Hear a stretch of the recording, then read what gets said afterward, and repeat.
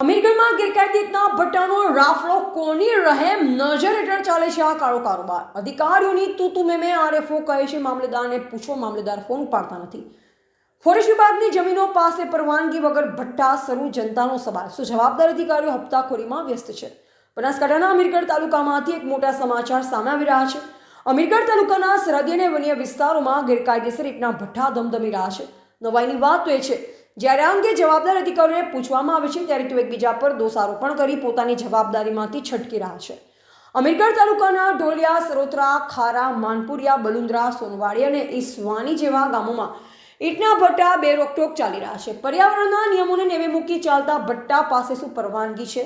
આ સવાલ જ્યારે અમારા પ્રતિનિધિએ બલુંદ્રાના ટેલિફોનિક સવાલો પૂછ્યો ત્યારે તેમને ચોંકાવનારો જવાબ આપ્યો. આરએફઓએ જણાવ્યું કે અમે આ ભટ્ટા અંગે મામલતદાર અને પ્રાંત અધિકારીને લેખિતમાં જાણ કરી છે. અમે કોઈ મંજૂરી આપી નથી.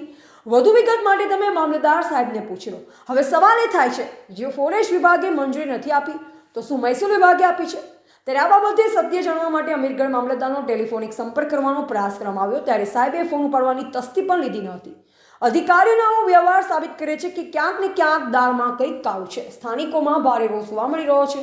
ખેતીલાયક જમીન અને ફોરેસ્ટની નજીક ચાલતા ભટ્ટાના કારણે પ્રદૂષણ વધી રહ્યું છે. જનતા પૂછી રહી છે, જો કોઈએ મંજૂરી આપી નથી તો આ ભટ્ટા કોની હિંમત પર ચાલે છે?